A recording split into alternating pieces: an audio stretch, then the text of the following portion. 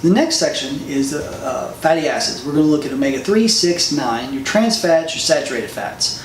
There's a lot of news out there right now about whether fats are good or bad. This doesn't look exactly, say, at your LDL, your HDL, the good and so-called good and bad cholesterols. There's some other testing we can look at for that, but this looks at your balance between your omega-3s, your omega-6s, your 9s, whether you're more on the anti-inflammatory side or the inflammatory side. And you can be too far on either side is the other issue. So with omega-3s, we're going to look at whether you're about 9% of your total fats coming out in this test are omega-3s, which are typically fish oil, but also things like the flaxseed oil. There's some plant sources. Not everybody can convert those plant sources into the EPA and DHA, which are the animal sources, but we can look at that and determine what's the right levels for you. Look at omega-9s, which have to do with mainly olive oil, whether you're getting enough of those healthy fats in your diet. Look at saturated fats, whether you're eating too much, too little. Sometimes I even tell people, oh, go ahead, you can eat a little more fat. You're on the low side and you may not be functioning as well because of that. Then we can look at omega-6s. You don't want too much because it promotes inflammation, but some of your omega-6s, like gamma-linolenic acid, evening primrose oil, is actually anti-inflammatory. So we're going to look at those, determining where you should be, help you know whether you're actually eating too many trans fats. Trans fats are mostly from processed foods, but they can also be from overheating good oils, going above the smoke point to where you're turning them into bad trans fats. Looking at some other ratios on there, looking at what your cardiovascular risk index is. From there, we move a couple of pages later and we look at your oxidative stress markers. Your glutathione, your master antioxidant. We want good levels of this. I prefer to see it above 1,000, but if you get in the 900 range, we may be okay. If it's low though, we'll talk about whether you need more help recycling it, say with alpha lipoic acid. We may talk about, oh, your cysteine, glycine, or glutamine are low, giving you some of those amino acids, which are the 3 amino acids that come together to make glutathione.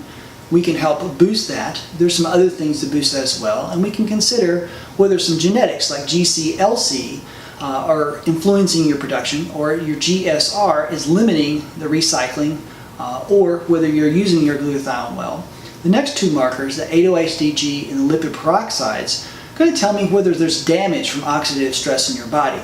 That can come from different diseases, it can come from different toxins, and even deficiencies or insufficiencies of, say, glutathione. Lipid peroxide, if it's high, your cell membranes are getting damaged.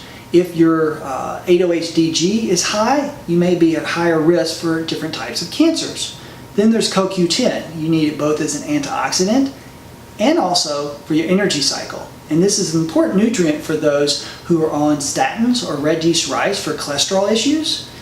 If you don't have enough CoQ10, you're at higher risk for muscle cramps, heart problems, elevated muscle enzymes. So that's an important enzyme we want to see on that kind of higher end of normal range. Then we look at your minerals, the good metals in your body, zinc, potassium, manganese, selenium, things like that, copper balance, that you can have too much of or not enough of. Then we look at your metals. So there's toxicities.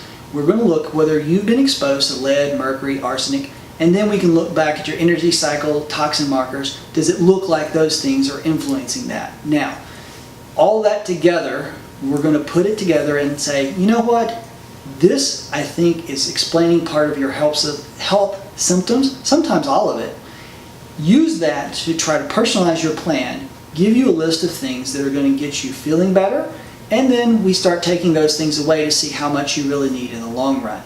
Personalizing a plan, getting you better over that hump of restoring health, and then helping you know in the long run what do you need to do for maintenance, and also what do you need to do. Oh, maintenance gets you this far. You have a little challenge, get exposed to a little toxicity, have a little issue, get sick. Pulling something else out of your back pocket, oh, I add this back in, take this for a few weeks, get better, stop, and go back to my maintenance dose.